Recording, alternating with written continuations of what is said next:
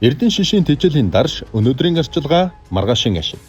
Малын өсөлт хөгжлийн хамгийн чухал үед нь шим тэжээл бүхий чанартай тэжээлээр бордох нь амьдын жинг богино хугацаанд нэмэгдүүлэх чухал ач холбогдолтой.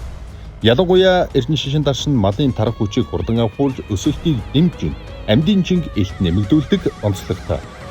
Энэ нь өнөөдөр малаа зөв бордон жин нэмүүлж маргааш зах зээл дээр илүү өндөр ашиг орлого олно гэсэн үг юм. Төл болон өсвөр малаа өсөлтийнхэн насанд эрдэнэ шишийн даршаар борцсноор амьдын жин хурдан нэмэгдэж малын биеийн эсэргүүцэл чадвах сайжирна.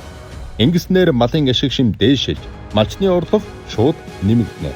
Та Анар урд компани шим тэжээлэр баялаг өндөр чанартай эрдэнэ шишийн даршийг хамгийн хямд зардлаар сонгон хэрэглэж малаа таргалуулж орлогоо нэмэгдүүлээрэй.